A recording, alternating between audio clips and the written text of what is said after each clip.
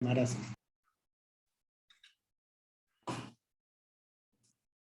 Muy buenas tardes, estimados participantes. El día de hoy continuamos con las sesiones del Diplomado de Derecho Societario y en esta oportunidad tenemos el grato placer de contar con el doctor Ricardo de la Piedra, quien va a disertar el tema Procesos de compra de sociedades. El doctor Ricardo de la Piedra es socio del área corporativa y M&A en el Estudio Muñiz, MBA por la Business School en Madrid y abogado por la Universidad de Lima. El doctor Ricardo de la Piedra es profesor de pregrado en la Facultad de Derecho de la Universidad de Lima y de pregrado y posgrado en la Universidad de Piura. Estimado doctor, de parte de todo el equipo Biloyer, queremos extenderle nuestros saludos y agradecimiento por estar el día de hoy con nosotros y bueno, en ese sentido le cedo el uso de la palabra para que pueda iniciar con su ponencia. Muchísimas gracias. Muchísimas gracias. Muchísimas gracias por la presentación. Deme un segundito. Sí, claro, doctor. Buenísimo. Muchas gracias por la presentación. Como decía, me toca un tema del que me encanta hablar, del que he hablado varias veces para varios foros. Vilo ir siendo uno de los principales. Y una vez más, gracias por la invitación. El tema es procesos de compra de sociedades. Y siempre para mí es difícil enclaustrar el nivel de dificultad de lo que se habla en base al público y a la audiencia, porque muchas veces los que están presentes no han tenido la chance de ver en la práctica y se puede hacer un poco complicado en tener conceptos difíciles. Entonces lo que yo siempre trato de hacer con estas presentaciones es darles un glance, ¿no? un grasp de lo que es un proceso de M&A, en qué se basa, de qué se trata, porque la mayoría de veces uno piensa que el proceso de M&A es como un contrato de compraventa de acciones, como un contrato de compraventa de acciones regular, ¿no? El que tal vez ven ustedes en el día a día con un formato de contratos de arrendamiento, de contratos, no sé, una locación de servicio, ¿no? El típico contrato de derecho civil. Y no es así. Nosotros para los que practicamos M&A, y no solo los que practicamos M&A, sino los que practicamos financiero, financiamientos, los que practican en general eso, saben que el típico modelo de contrato no es el usual del derecho civil y el usual que ustedes van a ver en los estudios de abogados. Y precisamente no es porque es un modelo, yo siempre digo que todo el mundo pirateó del common law, ¿no? Es un modelo que se utiliza mucho en common law, en Nueva York principalmente, que es donde yo creo que donde más se patentó, ¿no? Y se le metió punch a este modelo. Y nosotros siempre tomamos los trends en M&A siempre vienen usualmente de Estados Unidos, principalmente de Nueva York. Entonces, conforme van avanzando cosas en el mundo transaccional, se implementen allá y luego nosotros comenzamos a implementarlo acá en Perú. Entonces, ¿de qué principalmente me gustaría hablarles? Un segundito. ¿Cuál es la agenda que les he preparado para hoy día, no? Primero, una breve introducción a procesos de M&A, de fusiones y adquisiciones. Segundo, una vez que ya hemos entrado en onda, ¿no? Que ya estamos en la vibra de M&A, ya se entiende un poco de qué se trata, vamos a ver rápidamente la cláusula base que refleja, creo yo, todo el concepto y toda la naturaleza de un proceso de compra de sociedades, que es la cláusula de obligación de indemnización.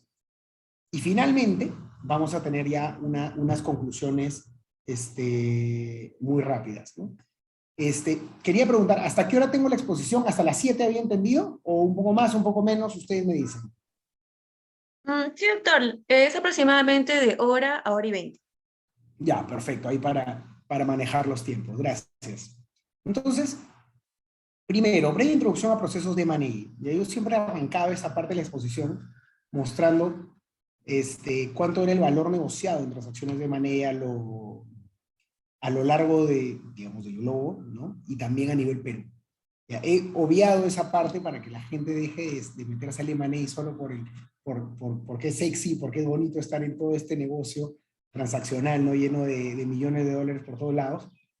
Y aparte porque me ahorro tiempo, y arrancar directamente a por qué se da las fusiones y adquisiciones de la empresa. Primer concepto clave, ¿ya? Y esto es algo que es súper interesante y se ve bastante en la práctica, ¿ya? Porque incluso con abogados, y no estoy hablando de asistentes, de practicantes, no, abogados que ejercen derecho corporativo y que ponen que saben fusiones y adquisiciones, confunden el término fusión con adquisición, ¿no? Y te hablan y te escriben sobre las fusiones de las empresas en Perú. Correcto, ¿ah? A mí me gusta en estas exposiciones que sea tipo clase de universidad. Yo voy hablando y si alguien tiene alguna duda, la pone en el chat, respondemos y seguimos. Ustedes, imagínense que es una clase cualquiera de la universidad. O sea que encantado de resolver las consultas en tiempo real. Entonces, algo muy importante y que tienen que tener en cuenta siempre. M&A o FIA, ¿no? Significa Mergers and Acquisitions o fusiones y adquisiciones. ¿Ya?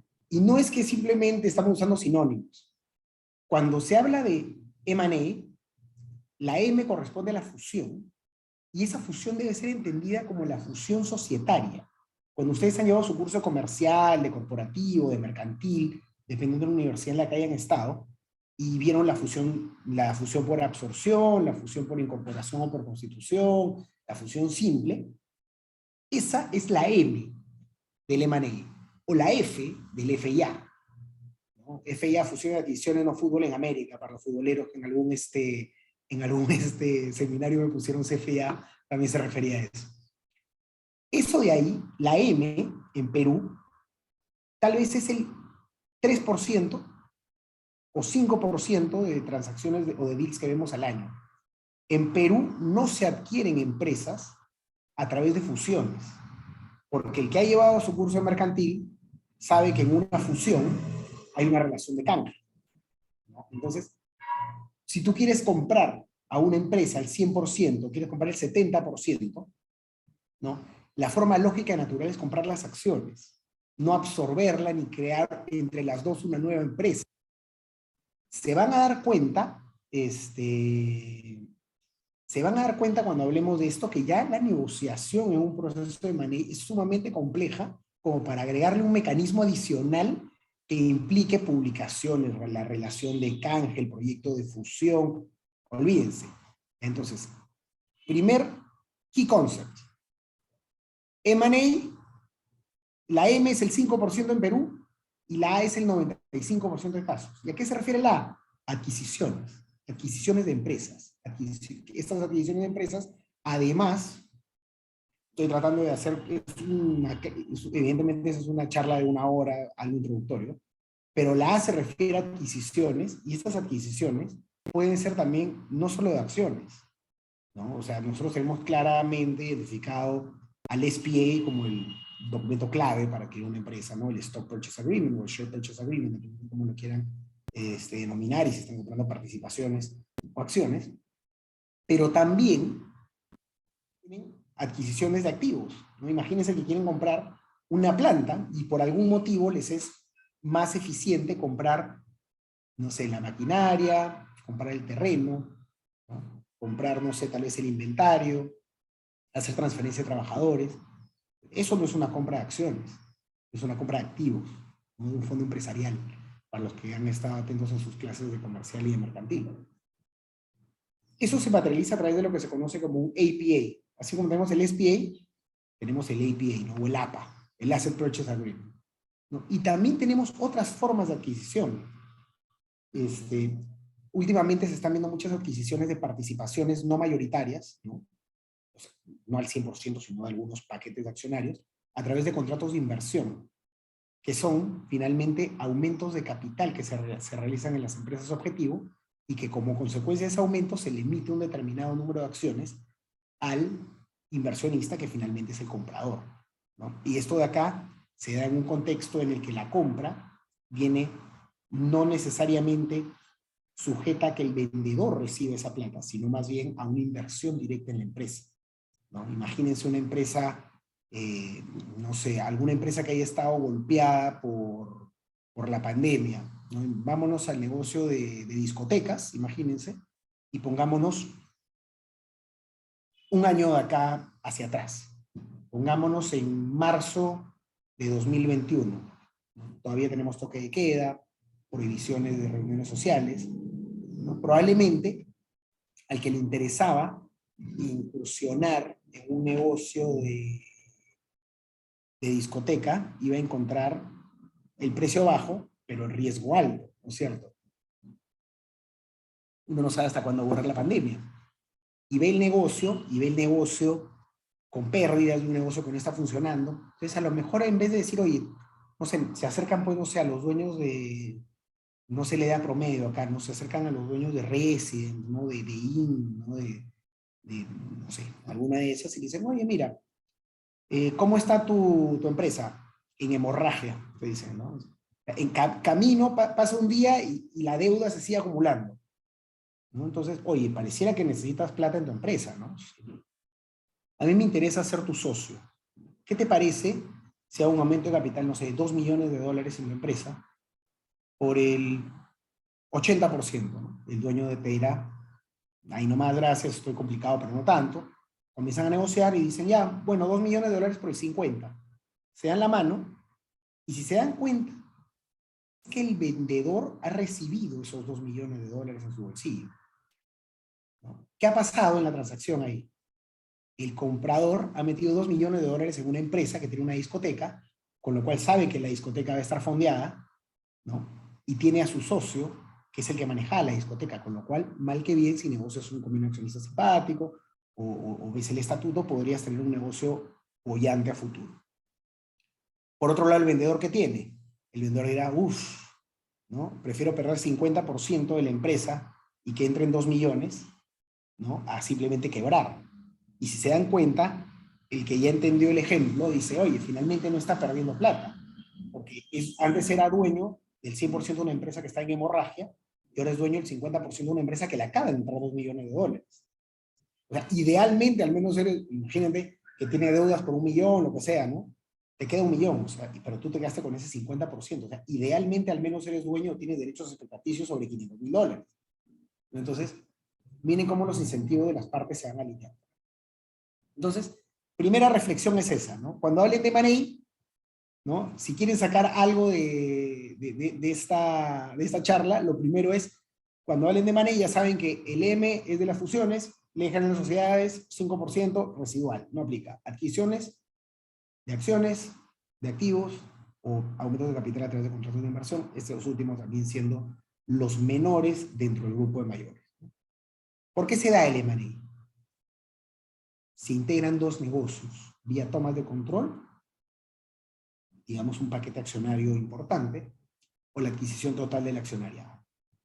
¿Cuál es el objetivo económico? ¿No? Lograr sinergias, ahorrar costos de agencia, tener economías, aprovechar las economías de escala. Son conceptos económicos, ¿no? Y hay dos ejemplos, dos clases de integración muy claras que a mí me encanta dar un ejemplo, que el que alguna vez me ha escuchado sabe de qué se va a tratar, porque además es la gaseosa que hizo mi bisabuelo, y si hay alguien del norte acá, lo puede corroborar, que es el ejemplo de las gaseosas Casinelli. Entonces, ¿por qué vamos a usar las gaseosas Casinelli? Para explicar, vamos a usar las gaseosas Casinelli para explicar la integración vertical y la integración horizontal, que son las dos grandes clases de integración en un proceso de manejo. Entonces, sáquense un ratito el sombrero de abogados y pónganse el sombrero de empresarios. Entonces, imagínense que ustedes son los dueños de Casinelli, ¿no? de gaseosas Casinelli. Están ahorita basados en Chiclayo, ¿no? E imaginemos que Casinelli solo produce gaseosas. Tiene una planta donde mezcla el agua con no sé si son los hidratos de carbono, no sé qué, agua, donde mezclan los saborizantes, todo eso, y ustedes convierten 30 ingredientes en un líquido, ¿no? La Casinelli champán. Respóndanme en el chat si alguno de ustedes ha probado acá la Casinelli champán? Por favor, es una pregunta que yo siempre hago, ¿eh? Porque creo que esto es un gusto adquirido, ¿eh? La Casinelli champán, que los que las hemos tomado de jóvenes, nos sabe riquísimo, pero cualquier persona que la toma ya con sentido común dice que sabe a remedio. Entonces, si alguien ha probado la Casinelli champán, avisa, mira ahí en el chat, deliciosa, dice Anthony, un sabor muy diferente. Anthony, tú eres del norte y la has probado de joven, para hacerse gusto adquirido, ¿no? De ahí me lo cuentas en el chat. Entonces, imaginemos que ustedes son los dueños de Casinelli, ¿no? ¿Cómo funciona su negocio? ¿No? ¿Qué necesitas para hacer la gaseosa? Todas estas cosas, ¿no? Insumos, saborizantes. Para facilitar el ejemplo, imaginemos que hay un vendedor de todas estas cosas, de todos los insumos, excepto el agua. Tienes otro vendedor que te vende el agua, ¿no? El agua pues tratada, ¿no? Para hacer la gaseosa especial, ¿no? Luego tienes a la embotelladora, ¿no? Porque tú haces la gaseosa, pero tienes atrás a los proveedores de productos, ¿no? Luego tú haces la gaseosa y luego tienes al embotellador. Y luego del embotellador, ¿no? Tienes a un distribuidor que va con sus camioncitos a dejar las cosas en la bodega. ¿Cómo se llama eso? Cadena de producción en un negocio. Entonces, ¿de qué se trata la integración vertical? Imagínense que un día, ustedes que son los dueños de Casinelli, están sentados, ¿no? Y dicen, y viene su gerente financiero y le dice, oye, Ricardo, ¿no? O a cada uno de ustedes, en verdad cada vez nos está saliendo más cara la embotellada de las gaseosas, ¿no? Así, sí, mira, nos están cobrando 15 céntimos por embotellada y encima si no nos devuelven la botella nos cobran 50 céntimos y luego nosotros tenemos que pagar. Y nos está saliendo muy caro y el margen lo estamos teniendo muy, muy chiquito. ¿Ok? ¿Y qué propones? ¿No? Le dices al gerente financiero, ¿no? O solo vienes a traer el problema. No, le dice, propongo comprar a la embotelladora. Ah, ¿podemos comprar la embotelladora? Tenemos un flujo de caja importante y en base a lo que hemos visto y sujeto pues a due diligence y una serie de cosas, creo que podríamos pagar hasta 5 millones por ella. Y si pagamos 5 millones por ella, y ¡plin! El financiero proyecta el Excel, ¿no? Si pagamos 5 millones por ella, en 10 años tenemos esto pagado al 100% y a partir del año 11, esto de acá genera, va directo a la caja, ¿no? Porque es un costo que te ahorras. Nos acercamos al embotellador, ¿no? Oye, nos gustaría comprarte, ¿no? Que yo embotello para muchas empresas, no me conviene comprar, no sé qué. ¿En cuánto venderías? Le preguntamos, ¿no? Y el vendedor te puede decir, y esto acá ya es proceso, pues, esto es experiencia y suerte, ¿no? Si el embotellador es una persona experta, ¿no? Y ducha, evaluará su flujo de caja, valorizará la empresa y te dirá, te la venden tanto. Si no, te dirá, no te la puedo vender en menos de 4 millones de dólares, ¿no? Y con los gerentes financieros nos miraremos y diremos, jackpot, ¿no? Perfecto. Encima le renegociamos, ¿no? Oye, no, 3.5 millones, porque no puedo, ¿no? Nos damos la mano, firmamos el contrato. Simplificadísimo, ya van a ver todo lo que pasa entre que nos damos la mano y cerramos el contrato, ¿no? Y si se dan cuenta, ¿qué hemos hecho? Hemos hecho una transacción de M&A. Hemos adquirido las acciones de la embotelladora o hemos comprado los activos de la embotelladora. ¿Qué ha pasado? Además de esta transacción de M&A, hemos integrado parte de nuestra cadena de producción. No hemos comprado una empresa competidora, no hemos comprado a la Coca-Cola, no hemos comprado, imagínense que Casinelli pudiera comprar la Coca-Cola.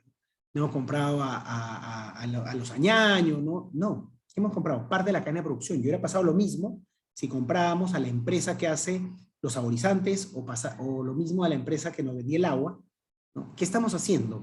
En vez de ser así, estamos creciendo a través de nuestra cadena de producción verticalmente, ¿no? O sea, pues, es por nombre, ¿no? Pero digamos, verticalmente la cadena de producción, ¿no? Entonces, y vamos ampliando nuestro negocio. ¿Y por qué lo vamos haciendo? Porque estamos ahorrando cosas, ¿no? Ahora, si pago 15 millones de dólares por la embotelladora, claramente es una transacción de M&A que tiene un objetivo económico totalmente errado, ¿no? O porque leíste mal, o porque tienes un mal financiero. Pero bueno, va por ahí la integración vertical. La integración horizontal, que es el otro tipo de integración, se refiere a la compra de un competidor en el mercado. Y esto tiene un sentido más de adquirir market share, ¿no? O sea, no quiero, no es que necesite parte de mi cadena de producción, sino estoy adquiriendo pura y duramente un competidor porque quiero tener el porcentaje de mercado que él tiene. Pongámonos al revés, en un ejemplo que a algunos les puede gustar, ¿no? Imagínense que ustedes son los dueños de Coca-Cola y de Coca-Cola Perú, ¿no? O sea, son el gerente, el country manager, lo que sea, y dicen, y les han dado la labor de entrar con fuerza en el mercado norteño. Hacen sus estudios de mercado y se dan cuenta, pues, que la gaseosa Casinelli tiene una presencia pura y dura en el norte, ¿no? Entonces, que meter Coca-Cola, ¿no? Inca-Cola, y esto podría ser, que incluso podría ser más barato comprar Casinelli y agarrar su participación de mercado, ¿no? Y sus puntos de venta, y sus contactos, y sus contratos, e incluso su fábrica, ¿no? Para comenzar a preparar Coca-Cola ahí, sus proveedores, ¿no? Compras todo de cabeza, ¿no? Que abrir el mercado. Entonces vas y te acercas donde los dueños de Casinelli y dices, me gustaría comprarlos, ¿no?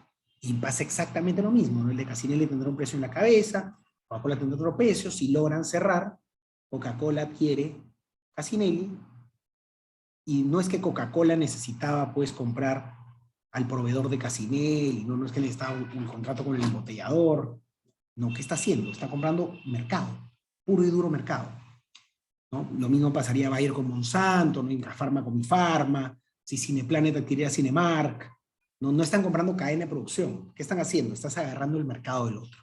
Entonces, esos son los conceptos claves de entrada. No sé si está claro hasta acá, si hay alguna duda o si podemos seguir avanzando. ¿Qué sucede entonces, ¿no? ¿De qué se trata finalmente un proceso de manejo? Y acá otra vez necesito que se cambien los de sombreros a cada rato, ¿ya? Ustedes dirán, bueno, M&A, pues se compra la empresa. ¿No? ¿Por qué? Por las razones que ya has dicho, Ricardo. Está fácil. Vamos directamente a la vena, vamos al contrato. Aguantemos, ¿no? Pónganse a pensar en los incentivos que tiene cada una de las partes de llevar la transacción para que entiendan realmente la naturaleza de un contrato de manejo, ¿no? Porque cuando uno entiende el concepto previo y los incentivos de las partes en este contrato, es que se vuelve mucho más sencillo entender qué es lo que se negocia. Si tú no sabes lo que estás negociando y para qué lo estás negociando, vas a ser un pésimo abogado de manejo, ¿no? Si negocias por negociar cláusulas, ¿no? Uno tiene que saber qué es lo que necesita su cliente y, y como comprador y también como vendedor.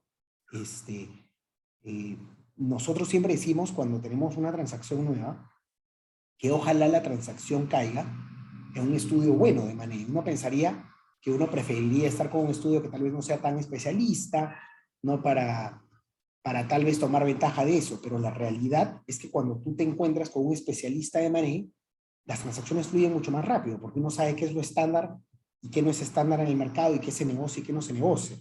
Las transacciones más duras vienen cuando negocian contratos o relacionados a procesos de manejo, dados que no saben de manejo, ¿no? O que piensan que un contrato de manejo se negocia igual que un contrato de locación de servicios o de un contrato de compraventa de un inmueble, ¿no? Y te tratan de meter en el contrato, pues, limitaciones por culpa leve, ¿no? Y te citan el 1328 del Código Civil, ¿no? Y no va, y no va. Entonces, pero vayamos primero por los incentivos. ¿Cuál es el incentivo que tiene un comprador en una transacción? No le estoy hablando de una transacción de manejo.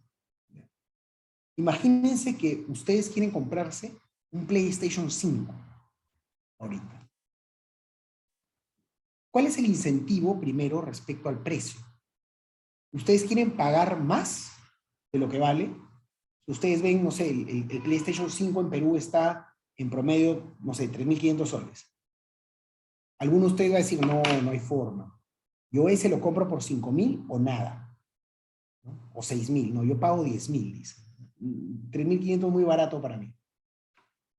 ¿Cuál es el incentivo principal de todo comprador en una transacción? De chocolates, la venta de la entrada al estadio, el PlayStation, el departamento. ¿Cuál es el incentivo del comprador? ¿No? Arnold me responde ahí, menor precio. No sé si el menor, pero al menos el precio justo, ¿no? Si logras un descuento, genial, ¿no? El comprador, ¿qué quiere? Quiere pagar lo justo. Uno. Dos, ¿qué otra cosa quiere? Imagínense que se compran el PlayStation, llegan a su casa, ¿no? También con su tele nueva, lo conectan, ponen on, ¿no? Y no prende, ¿no? ¿Qué van a decir? Ay, qué piña, me tocó justo malo. Bueno, ojalá que a la próxima me toque bueno. No, ¿qué hagas? ¿Ustedes qué quieren? ¿Quieren pagar un precio justo o menos del precio justo? ¿Quieren que el producto venga en las condiciones que ustedes lo esperan o que se haya prometido? Y como dice ahí, no sé si es Mendoza Rivera, no sé si Andrés o Andrea, ¿no? Y como dice Andrea, que hay una garantía, ¿no? Si es que el producto no ha venido de la forma que ha venido. Y además, ¿qué más? En que me salió verso sin esfuerzo, ¿no? Y además, ¿qué cosa adicional? Que ustedes puedan ir a reclamar la garantía de forma fácil, ¿no es cierto? Oye, Ripley me vendió mal el PlayStation 5, ¿no? ¿Cuál es el camino? Fui y lo conecté, lo saqué de la caja, no funciona. Voy a Ripley e inmediatamente me hacen el retorno del precio, lo que sea, qué lindo sería, ¿no? Que te retornen al toque lo que has pagado, ¿no? Pero esos son los incentivos de un comprador en una transacción, y así es como la ven en una transacción. Y un chocolate cuando van a la bodega y abren el chocolate y esperan que el chocolate pues esté en buen estado, ¿no? Y que no haya estado 40 minutos en el sol del mediodía. Imagínense el sol de Piura, ¿no? Imagínense que está en una bodega ahí piurana, ¿no? Y van y piden su chocolate. ¿Qué esperarían al menos de la bodega, ¿no? Que no haya tenido pues ahí los chocolates bronceándose y que luego los haya puesto en la sombra y que cuando lo abran, no sé si a alguno de ustedes les ha pasado, una de las cosas que yo más detesto cuando compran un chocolate que ha sudado, ¿no? Y ya no es color chocolate, sino color blanco, ¿no? Y ustedes dicen, oye, he pagado mis 2 soles por este Sublime y este Sublime está malísimo, ¿no? Estaba derretido. Y van donde la bodega para que se lo cambien, ¿no? O para que le devuelvan los 2 soles, ¿no? O un helado, o un PlayStation, o una empresa, o una empresa. Cuando ustedes van a comprar la empresa, ustedes han valorizado la empresa y no quieren sobrepagar esa empresa. Ustedes quieren comprar la empresa al precio que ustedes consideran justo de acuerdo a su valorización. 2, según ustedes la han revisado, además, que hay ahorita vamos a ver cómo se revisa la empresa muy rápidamente, ¿no? Además al precio que ustedes la han revisado.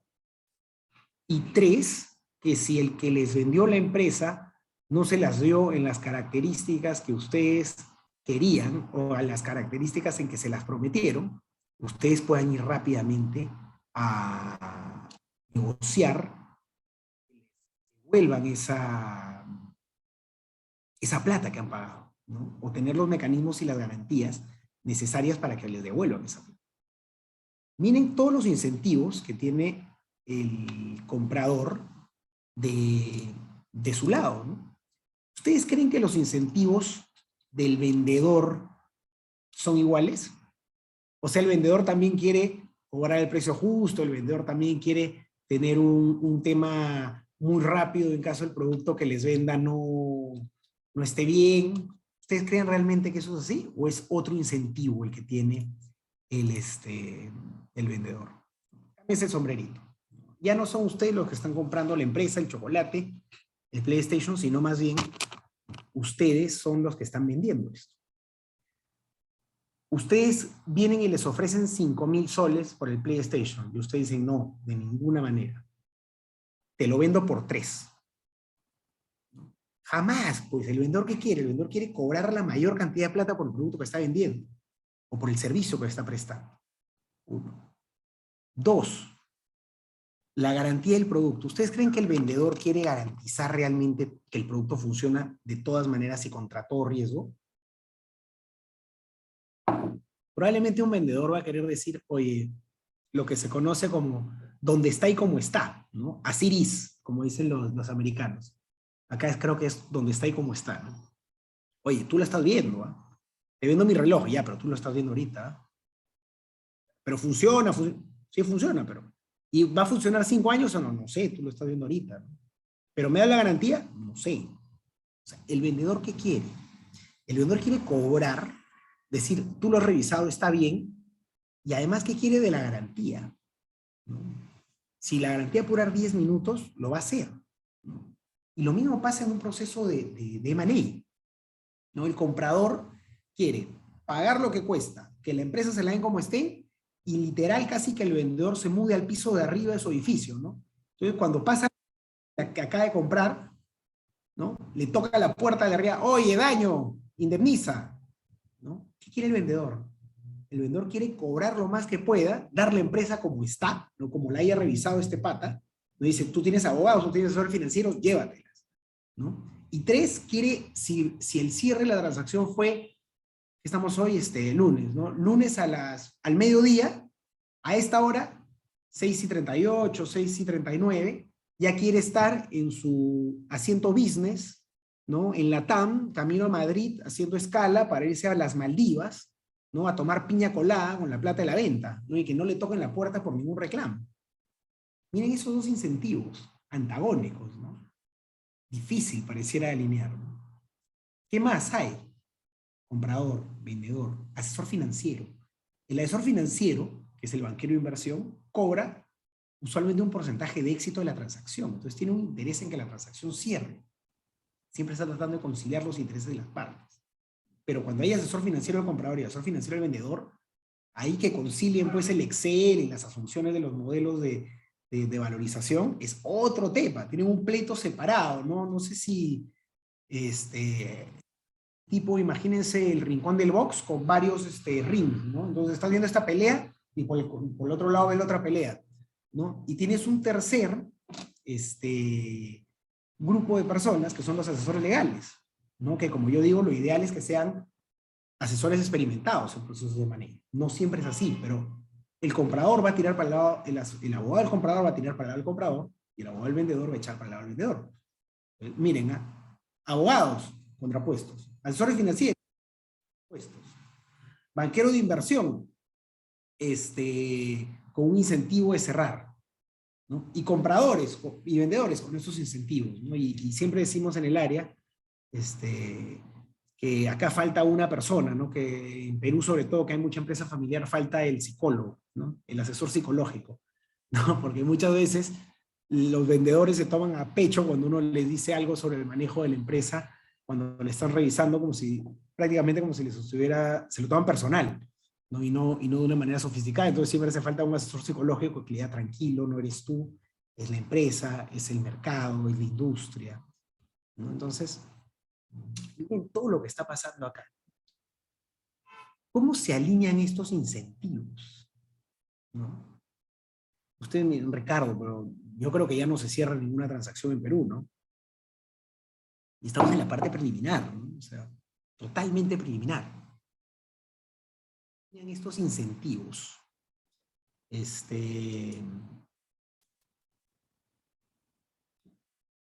Déjenme ponerles el ejemplo. A ver. Y este también es un ejemplo que yo uso mucho en estas charlas. ¿Alguno de ustedes me compraría mi celular ahorita a 400 soles? Le vendo mi celular ahorita al de acá, se lo vendo a 400 soles. ¿Quién quiere? Los leo en el chat. ¿Alguien me lo compra? ¿Alguien cierra el negocio? ¿O no? Arnold me dice, no hay suficiente información. Edwin dice, no, primero se revisa. Vivian, respondiendo como una estupenda abogada, dice, depende. Depende. Esa es la respuesta clave para cualquier consulta que les hagan de acá a los próximos 50 años. ¿Me compran el celular? Depende. No hay suficiente información. ¿Qué información quieren? Tiene pantalla a colores, ¿no? Les puedo dar más información. La pantalla no está rota, es una pantalla que está buena, ¿no? Y yo les diría que la batería está un 90-95% funcionando. 400 soles, ¿alguien me lo compra? Se va la una. Se va a las 2. ¿Qué está pasando acá? Está faltando información, ¿no? ¿No? Anthony me dice, dependería de la reputación y credibilidad del ofertante en el mercado. O sea, ya estoy descartado, dice Anthony. Descartadísimo, dice que no hay reputación de la Piedra, ¿no? Arnold dice que no tiene un precio correlativo al mercado. Ustedes me están diciendo eso ahorita, ¿no? ¿Qué pasaría con alguien que dice, oye, Ricardo tiene 36 años, es abogado hace 15 años,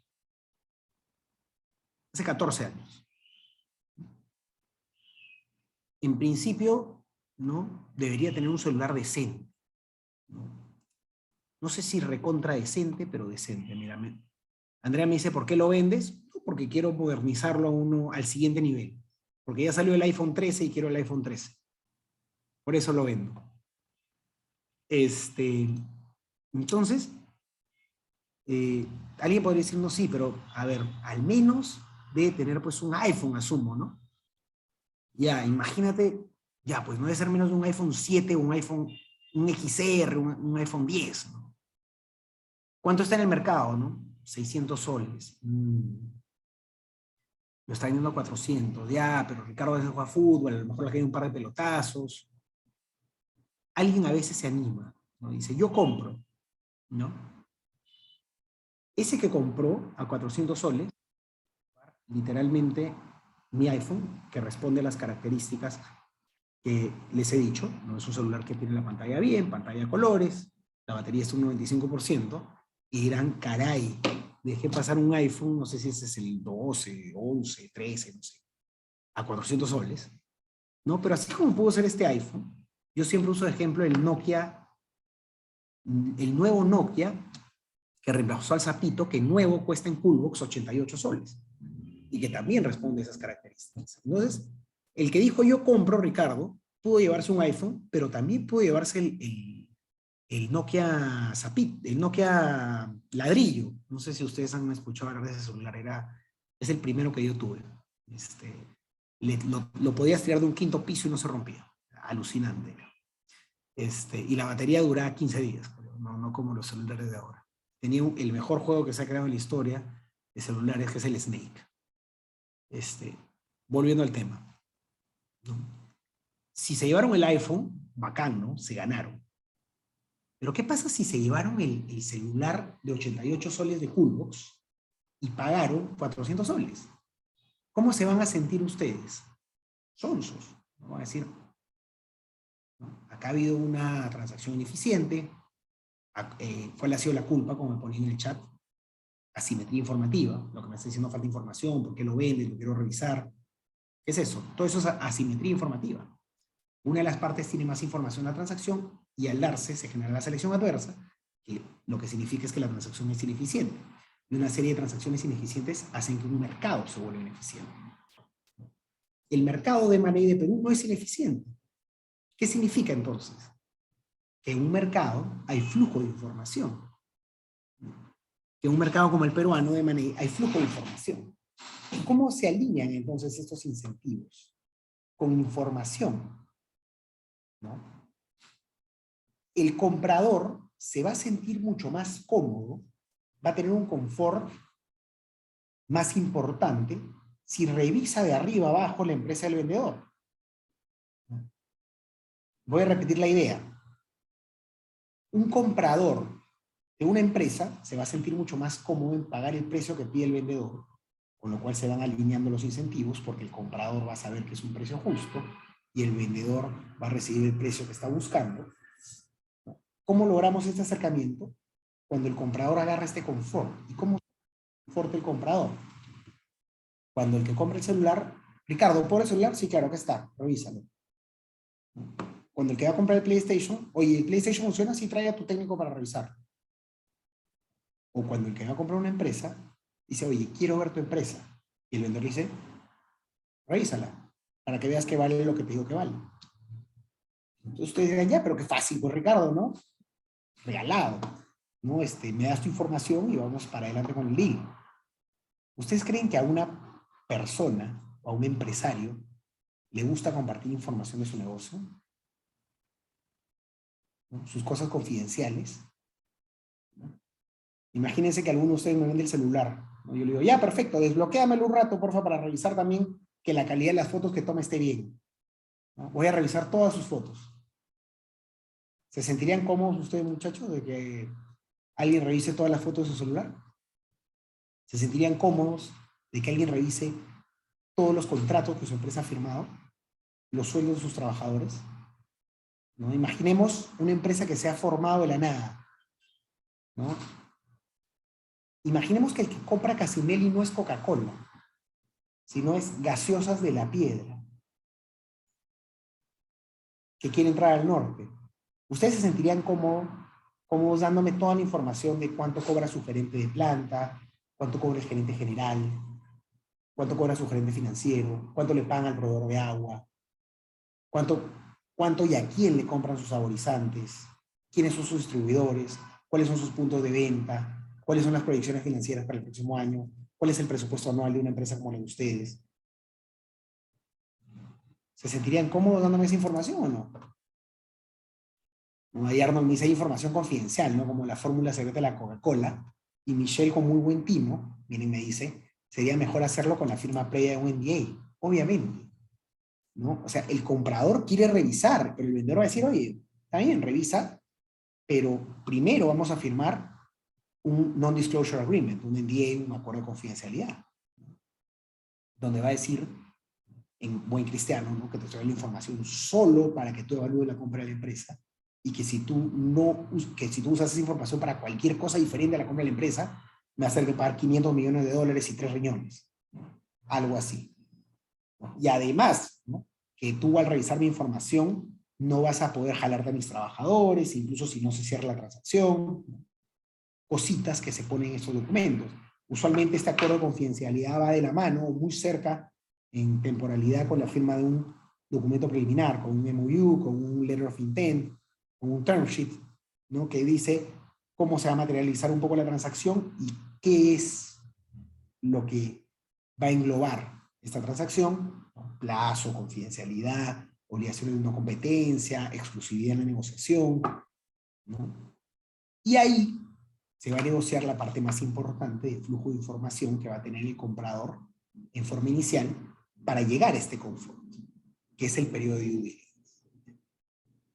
Dándose cuenta que se revisa un due diligence es una revisión de arriba abajo de la empresa, ¿ya? ¿Y por qué se hace esta revisión de arriba abajo de la empresa? Porque el comprador quiere conocer qué está comprando, quiere saber que cuando el vendedor le dice mi empresa vale $100 millones, el comprador quiere saber que esa empresa realmente lo vale, ¿no? Y que no van a haber muertitos debajo de la alfombra, que no van a haber sapos en la cocina, ¿no? Que una vez que compran la empresa, ¿no? Imagínense, compramos una minera y estamos muy contentos con lo que hemos pagado de $100 millones porque creemos que la va a romper, ¿no? Y de pronto nos enteramos post-compra, ¿no? Porque no hicimos un buen due diligence, no estuvimos bien asesorados, ¿no? Que esta empresa, haciendo pues un traslado a través de un transportista, no sé, a Bolivia, tuvo un accidente y derramó en el Titicaca,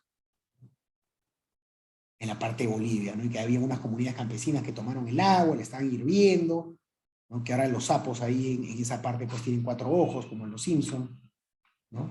Y que hay una demanda gigantesca, un class action contra la empresa en Bolivia, que ya se está también haciendo en Perú, ¿no? Por este hecho, y este hecho nunca fue revelado por el vendedor, y esta es una demanda potencial que podría generar $500 millones en beneficios, ¿no? Ustedes que estaban tan contentitos, ¿no? De haber comprado 100 millones esta empresa, de pronto van a tener la espada de Damocles, ¿no? Colgando encima, y no saben en qué momento le va a caer, o la guillotina, ¿no? Como Ned Stark ahí en Juego de Tronos, en cualquier momento que lo van a guillotinar, ¿no? Entonces,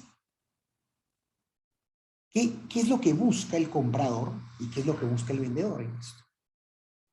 ¿Y qué es lo que finalmente es la naturaleza y de lo que se trata el M&A? En base a este flujo de información, y falta de flujo de información, porque uno nunca va a poder conocer todo, ¿no? En base a este escenario, en el que se da la información que se puede, ¿no? Y la otra se va a tener que garantizar, y ahorita vamos a ver cómo, asignar riesgos.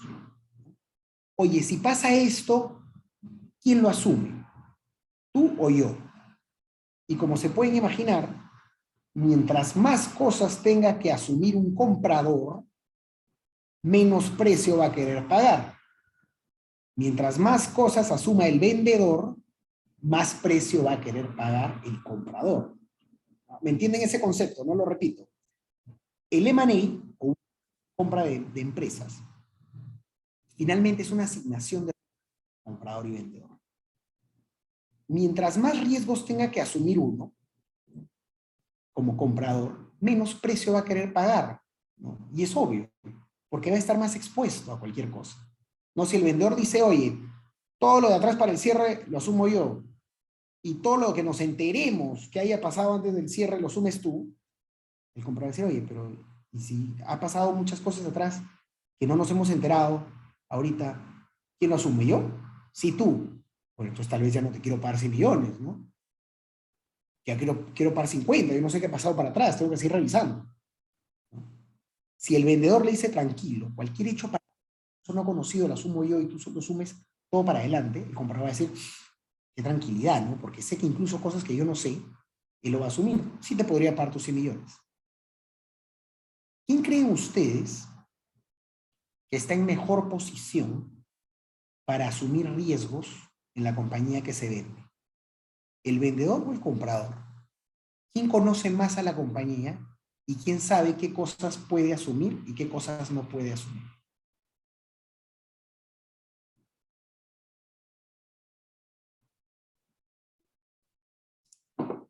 El vendedor, ¿no? Como dice Vivian, como dice Michelle, ¿no?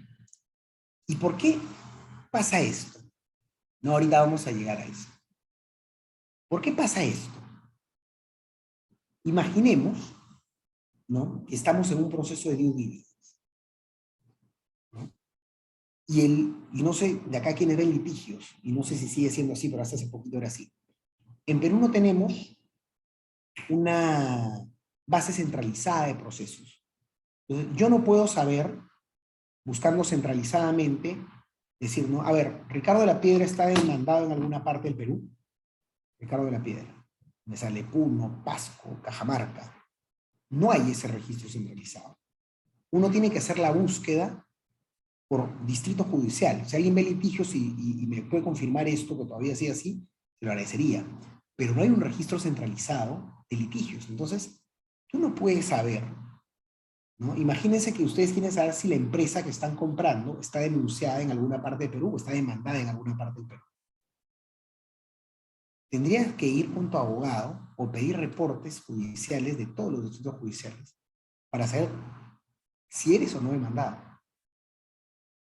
¿Quién sabe realmente si está demandado o no en Cerro de Pasco? ¿El comprador o el vendedor? El vendedor es el que sabe eso, ¿no? Entonces, cuando el comprador le dice al vendedor, imaginemos un ejemplo de revisión de litigios, oye, necesito que me mandes toda la información de que no tienes procesos judiciales en ninguna parte del Perú. El vendedor le va a decir, oye, no tengo procesos, te lo estoy diciendo. Ya, pero quiero revisar porque tu palabra no me basta. Dame los certificados. Te estoy diciendo, o sea, no me hagas ir a viajar por todo el Perú a obtener estos certificados negativos de procesos. No me queda claro, dice el comprador. El vendedor, ¿qué es lo que hace en esos momentos? Te voy a declarar en el contrato que no tengo procesos en ninguna parte del Perú. Y si esa declaración resultara falsa, yo te voy a indemnizar. ¿Qué está haciendo el vendedor ahí? Está asumiendo el riesgo. Le está diciendo al comprador, ¿sabes qué? Hay cosas que tú no vas a conocer en el due diligence. Porque es imposible en un proceso, un periodo de 2 meses, conocer la empresa, una empresa que viene operando, pues no sé, 20 años o 15 años a profundidad. Yo voy a asumir este riesgo porque yo conozco la empresa y sé que no estoy demandado. Con lo cual, para mí, en verdad, no es un riesgo. Y como estoy asumiendo un riesgo que yo sé que de verdad no es riesgo, te lo estoy quitando encima a ti, con lo cual tú tienes confort, con lo cual me vas a pagar más. Este ejercicio que hemos hecho solo con litigios se da prácticamente a lo largo de todo el contrato a través de las declaraciones y garantías.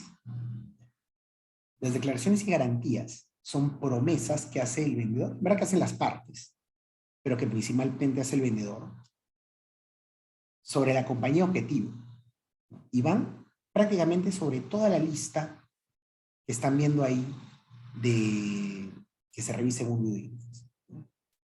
El vendedor va a declarar que es el dueño de las acciones, que los contratos que ha proporcionado son los contratos totales que tiene la compañía, que es dueño de los bienes que está vendiendo, que ha cumplido con sus obligaciones tributarias, que las ha calculado bien, ¿no? Que todas las transacciones han sido realizadas a valores de mercado, ¿no? Que cumple con la legislación laboral, ¿no? Que devenga bien las vacaciones, que los locadores realmente son locadores y que no son realmente personas que realizan subordinación, ¿no? Que cuenta con su licencia municipal, con el INDECI, que si es regulatorio, pues, que si tiene temas regulatorios, pues cuenta con sus registros de DIGESA, que no sé, que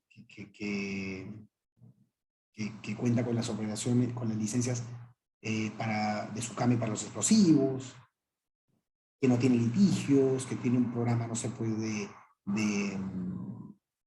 prevención del lavado de activos, que tiene todas las bases de datos personales inscritas, ¿no? Que no ha coludido con nadie del mercado, precios, ¿no? Y todas estas declaraciones las va a dar en el contrato. ¿Y por qué las va a dar en el contrato? Porque el vendedor va a tratar de hacer que el comprador diga, uy, qué tranquilidad, mira todo lo que me está declarando y ya yo sé que si algo de esto es falso, me van a indemnizar. Alineamos los incentivos de las partes, estos iniciales que hablamos. Claramente hay excepciones, ¿no? O sea, tú no puedes decir, oye, he llevado bien todas mis vacaciones, si en 2018 calculaste mal tus vacaciones y tienes un proceso.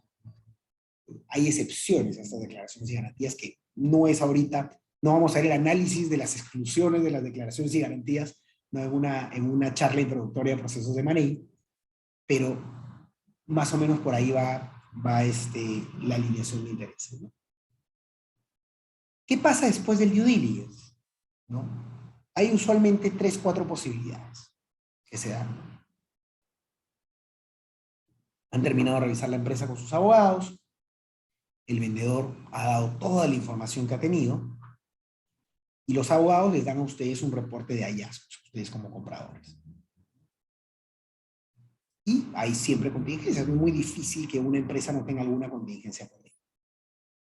¿Cuáles son las consecuencias, ¿no? Las posibilidades después de que venga el reporte de due diligence un comprador, ¿no?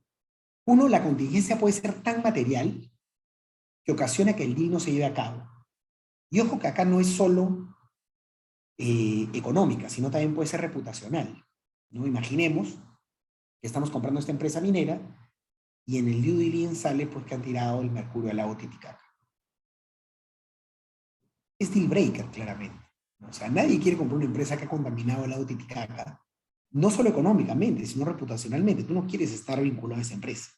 Entonces, ese es un ejemplo que cubre los dos aspectos. Pero, ¿qué pasa si, por ejemplo, en el due diligence sale que los directores de la empresa tienen, no sé, 2 o 3 quejas y un proceso no tiene en fiscalía porque acosaban sexualmente a las secretarias o a las practicantes? ¿No? El vendedor les puede decir, oye, pero mira, esto es un tema interno, no hay daño, ¿entiendes? El vendedor, el director no está vendiendo la empresa, tú puedes hacer que no está acá, entonces no debería afectar el precio. Pero para ustedes puede ser un deal breaker. Ustedes quieren decir, oye, yo no quiero comprar una empresa cuyos directores antiguos eran acosadores sexuales.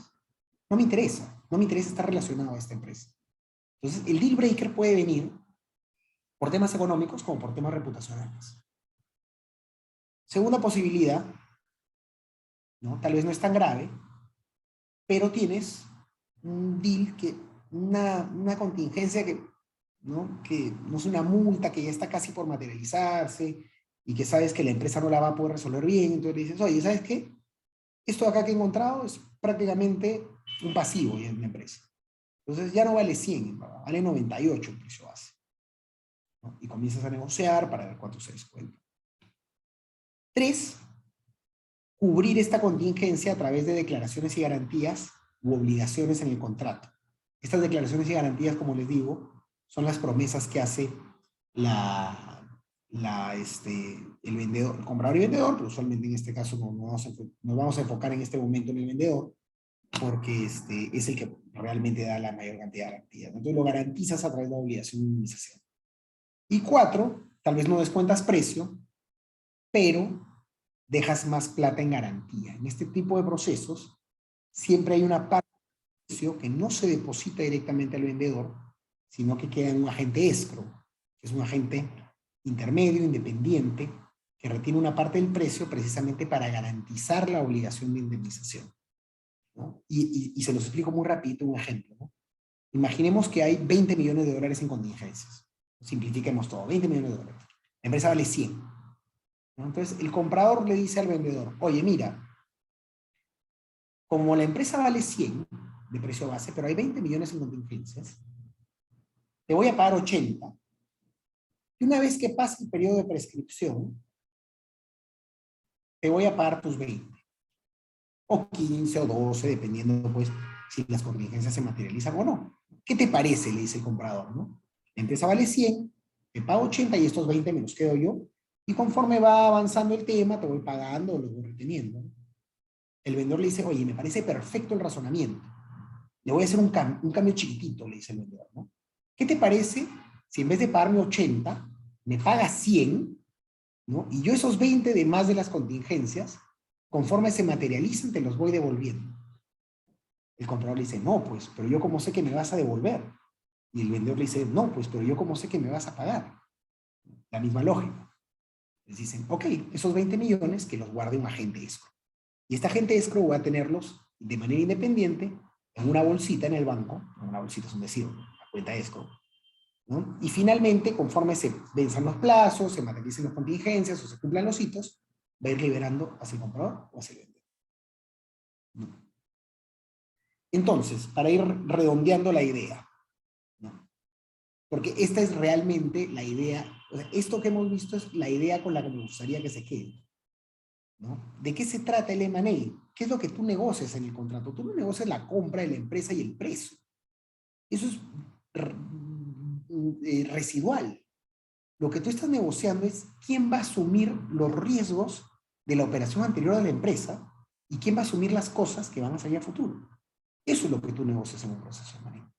¿Y por qué lo negocias? Por todas las consideraciones que ya hemos visto, ¿no? La asimetría informativa, el incentivo del comprador, el incentivo del vendedor, el incentivo del banquero, ¿no?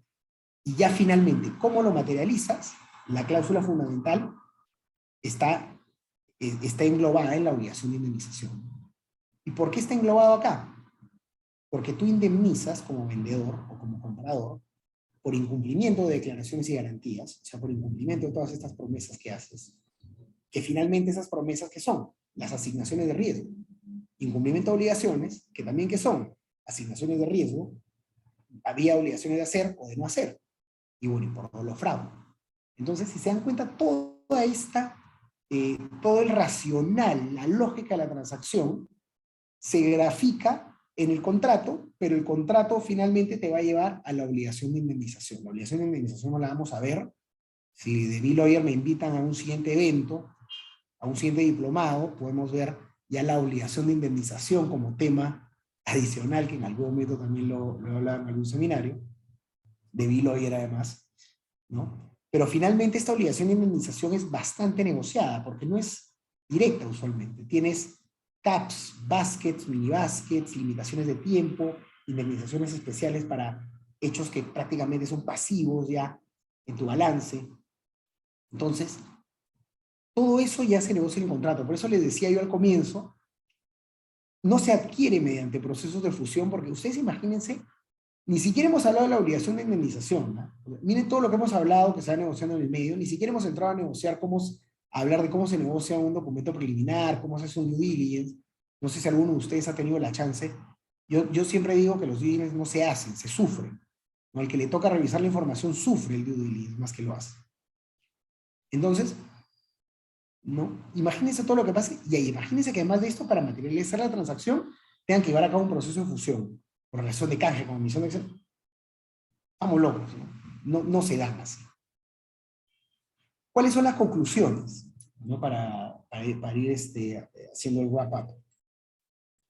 Los procesos de Manet constituyen, pues, además de la compra, ¿no? Y del momento bonito, de que sale el periódico, la gestión y todo esto, lo que realmente es una asignación de riesgos entre comprador y vendedor de un negocio en marcha, ¿no?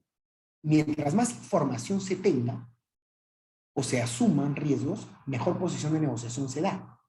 Y tomen el ejemplo de litigios como caballito de batalla. El vendedor sabe que no tiene litigios y el comprador le va a pagar más precios si el vendedor asume ese riesgo. ¿Ese realmente es un riesgo para el vendedor? Es, porque él sabe que no hay litigios. Cada declaración se ve diferente. Por ejemplo, tú así con la certeza y la solvencia que declaras que no tienes litigios, tal vez no declares que has cumplido con todos tus tributos o todas tus obligaciones laborales de la forma correcta, porque tú no sabes si su va a salir con una interpretación loca o si un trabajador te va a demandar porque tal vez tu gerente de recursos humanos calculó mal un proceso de vacaciones. Entonces, depende del reto. El due diligence es la herramienta fundamental para llevar a cabo este proceso de asignación de riesgos. Vas a tener contingencias, materialidad, potencialidad y finalmente también va a determinar si el deal se realiza o no se realiza, ¿no? Porque como ya hemos visto, si tenías acosadores sexuales o si derramaste mercurio en el Titicaca, muy probablemente sea un deal breaker, ¿no? Si tal vez calculaste mal las vacaciones 3 años, se pueda manejar a través de un ajuste de precio, de una cuenta de escrow más alta. ¿Y cuál es la cláusula fundamental? La obligación de indemnización, que va a regular en qué términos y condiciones se asignan esos riesgos a cada una de las partes, porque no son riesgos tampoco absolutos, ¿no? El vendedor te dirá, yo asumo el riesgo total hasta el 20% del precio, y el comprador te dirá 25%, ya, pero con un basket, comienzas a negociar ahí, ¿no? Además de las consecuencias de un incumplimiento de obligaciones que que puedan generar daño a las partes en el marco del proceso. Y además, esta obligación de indemnización va a depender mucho de la coyuntura, ¿no? Imagínense la compra de la discoteca, ¿no? Antes de pandemia y en pandemia. ¿En qué momento un vendedor de discoteca tiene más manija o la sartén por el mango? Prepandemia. ¿En qué momento el comprador tiene la sartén por el mango? En pandemia o saliendo de pandemia, ¿no? Porque asume un mayor riesgo y el vendedor está en una situación no favorable. Entonces, todas esas cosas influyen en los procesos de manejo. Y hasta ahí llega la exposición, la charla. No sé si está claro, no sé si hay consultas, a disposición quedo. Sí, doctor, muchísimas gracias por la ponencia. Nos han llegado algunas consultas, las cuales me gustaría comentárselas a ver para que pueda darle solución. No hay problema, si la sé la ¿Me parece? respondo. Ya, perfecto. Le comento la primera. Doctor, ¿de qué trata la cláusula MAC inserta en las operaciones de fusiones y adquisiciones? ¿Ya? La cláusula MAC, ¿no? La cláusula MAE, es la cláusula que habla de cambios para simplificar, no son respuestas simples, digamos, en la línea de la exposición, ¿no? La cláusula MAC es una cláusula que permite al comprador salirse del cierre de una transacción en caso entre el momento de firma y la fecha de cierre de la transacción ocurra lo que se conoce como un efecto materialmente adverso o un cambio materialmente adverso en la compañía, ¿no? Entonces, eso es el concepto. Te lo aterrizo en un ejemplo, ¿no? Cuando arrancó la pandemia, estas cláusulas MAC usualmente dicen, oye, ¿no? La obligación, el cierre de transacción estará sujeto como condición precedente a que no haya ocurrido un efecto materialmente adverso, ¿no? O un cambio materialmente adverso en la compañía. ¿Qué pasaba con la pandemia? Habían transacciones que ya se habían firmado y que estaban en este periodo de transición entre firma y cierre. Y de pronto vino la pandemia y un comprador dijo, oye, ya no quiero comprar, pues, ¿no? O sea, imagínense que habías firmado un contrato para comprar la discoteca el 10 de marzo, ¿no? Y el cierre era el 10 de abril y había dicho, el cierre está sujeto a una serie de cosas y a que no haya un efecto materialmente adverso. Y el 30 de marzo estás en cuarentena, ¿no? Y nadie puede salir, la discoteca cerrada. Entonces tú dices, oye, efecto materialmente adverso, ¿eh? No quiero cerrar, ¿no? Para eso sirve. Ahora, ¿cómo se regula? Otro tema totalmente diferente, ¿no? Ahorita, por ejemplo, en los contratos de adquisición se excluye al COVID como un supuesto efecto materialmente adverso, porque tú dices, oye, cualquier comprador diligente ya sabe que estás metido en una pandemia hace 2 años. ¿no? Entonces, ¿qué cosas son efectos materialmente adversos usualmente, ¿no? Guerras, ¿no? O sea, imagínense en Ucrania. Ahorita estás comprando una empresa en Ucrania, ¿no? Y dices, oye, no estoy obligado a cerrar, no sé, pues si hay ¿no? Guerras civiles, o conflictos internacionales, o una serie de cosas, ¿no? Oye, no estoy obligado a cerrar, hay un bombardeo en el país. O sea, no me obligues a cerrar este deal. Entonces, para eso sirven un poco estas cláusulas. No sé si está clara la respuesta. Doctor, muchísimas gracias. A ver, le comento la siguiente. Doctor, ¿cuáles serían las formalidades que deben cumplir un contrato de M&A? Mira, esta es una pregunta súper interesante, ¿ya? Porque nos ha tocado hasta contratos de M&A, y esto es lo que le decía a los abogados. El contrato de compraventa de acciones se rige por el Código Civil. No hay más. Y tenemos cierres, y hay transacciones hiper sofisticadas, y es bien gracioso, ¿no? Porque las transacciones de Nueva York, que son infinitamente más grandes que las nuestras, se cierran a través de intercambio de hojas de firma por PDF, vía correo muchas veces en pandemia, ¿no? O con firmas normales, ¿no? Ya tengo las hojas de firma, está firmado y ya está. ¿No? Entonces, en realidad no hay una formalidad. La formalidad, o sea, es que esté escrito, ¿no? Porque por un tema de probanza, ¿no? Un contrato verbal, no vas a dar todas las declaraciones y garantías leyéndolas y las obligaciones, entonces, que esté por escrito, yo le diría, es el primer tema, pero no hay ningún requisito adicional, o sea, tú no necesitas una escritura pública en la compraventa de acciones, no necesitas una legalización de firmas, basta con que tengas una firma simultánea, o un intercambio de hojas de firma, o vía PDF, o vía DocuSign, y el contrato con efectos. Ahora, esa es la compraventa. Ahora, puede haber cosas atadas a la compraventa que sí requieren una formalidad. Y les doy un ejemplo clarísimo. Imagínense que están comprando, no sé, están haciendo una compraventa de activos, ¿no? Y han comprado toda la empresa y ese contrato está con firma legalizada. Pero como un anexo de esa compraventa de activos, están comprando, no sé, un carro y un inmueble. Esas transacciones tienen su propia formalidad. El carro tendrás que ir a hacer el acta notarial y el inmueble tendrás que firmar paralelamente al cierre, al menos la escritura pública, ¿no? de transacción. Entonces, aterrizando el tema, la transacción como tal no tiene una formalidad requerida. Lo usual es que sea por escrito y sin firma legalizada, ni siquiera. Los documentos anexos o los ancillary documents, como se conocen, podrían tener formalidades adicionales. Me han llegado 2 consultas más, tú dime si me lees alguna más o si leo directamente acá de la casilla. El doctor también, sí. Ya. Arnold pregunta, buenas noches, en la experiencia, la regulación de Indecopi influye mucho en un M&A y se tienen que tener en cuenta procedimientos administrativos. Te aterrizo el tema rapidito.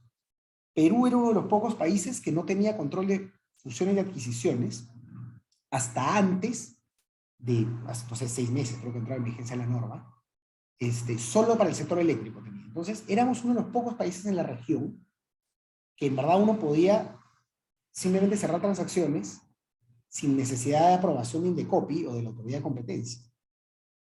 Ya, durante años se estuvo buscando el control de fusiones en el Perú. Ya, yo soy un abanderado de que no se necesitaba.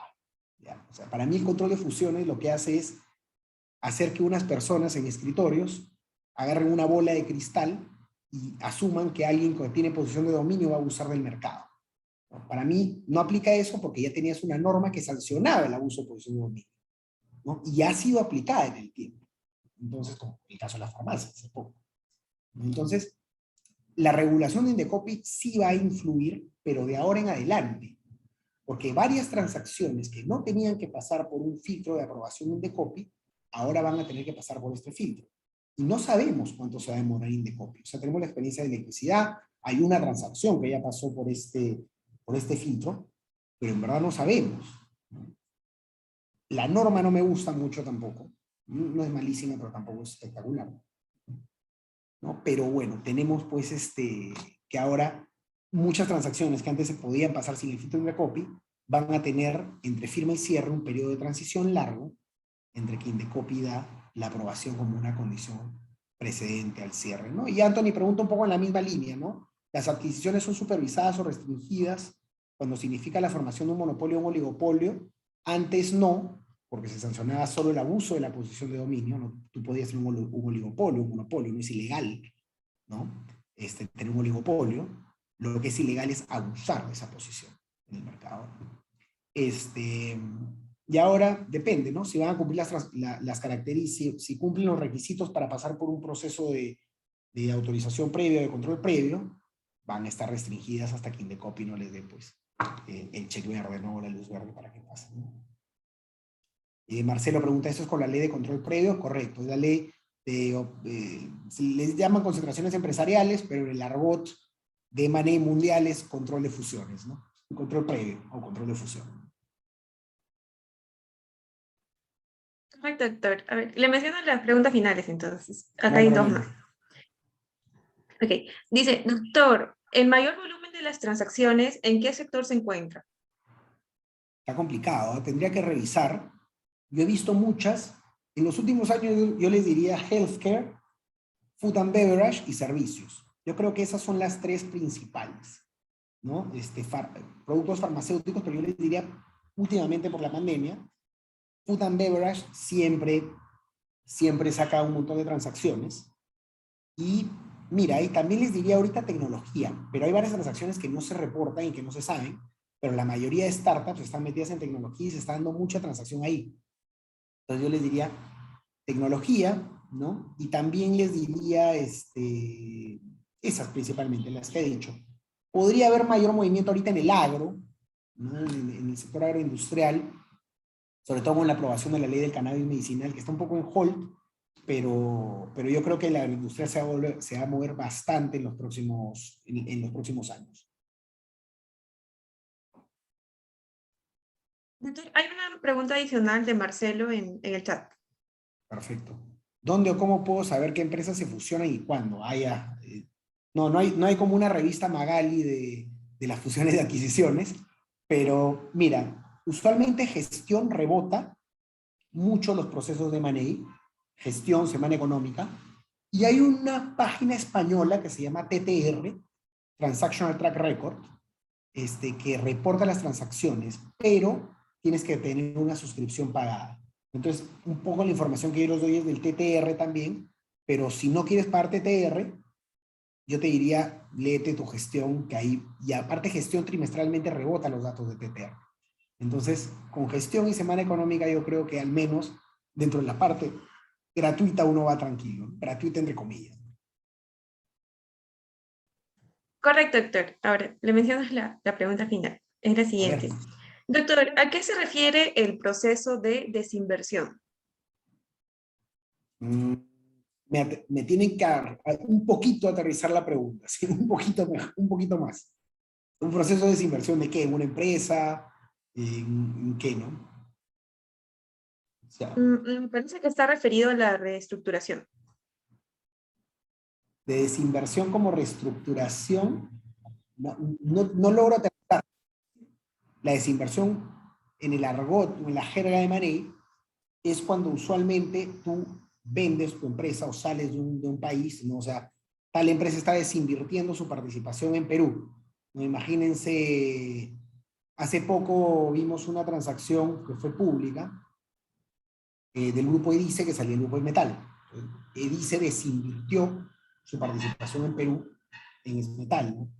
¿Cómo lo hizo? Esto se hizo a través de una reducción de capital, con una compraventa de acciones, una serie de cosas. Entonces, puede referirse a eso el proceso de desinversión. O sea, depende cómo lo veas, ¿no? Jurídicamente, no es tan aterrizado decir desinversión, ¿no? Comercialmente o en negocios, tú desinviertes, sí, pues y ya la forma como desinviertes ya te la verá el abogado. Por ahí puede ir. Bueno, sí. Muchísimas gracias, doctor. Con ello ya hemos finalizado la ronda de las preguntas y bueno, agradecer, ¿no? De parte del equipo de Deloitte su presentación el día de hoy y bueno, esperamos poder contar con usted en próximas ocasiones y también esperemos ver el tema que mencionó ligado a la responsabilidad civil, me parece, o a los Encantado, la incumplimientos sobre obligación de todo. indemnización. Ujú. Encantado, usted dígame ahí, le hacemos la parte 2. Me dicen diplomado societario, continuación, y solo hacemos este cursito así chiquito para los que se metieron. Yo encantado lo dicto en cualquier momento. Feliz. Perfecto, doctor. Muchísimas gracias. Bueno, con ello ya hemos culminado la sesión de hoy y espero que tenga un gran inicio de semana y bueno, hasta una próxima oportunidad. Muy buenas noches. No, gracias a ustedes y gracias por la invitación. Nos vemos. Chao, chao. Buenas noches. Muy buenas noches con todos, estimados participantes. Con ello ya hemos finalizado la sesión y solamente para recordarles que el día miércoles 23 a las 6 p.m. vamos a contar con la ponencia de la doctora Ana Lucía Fazón con el tema Sociedad de Beneficio e Interés Colectivo. Muchas gracias y hasta el miércoles. Buenas noches.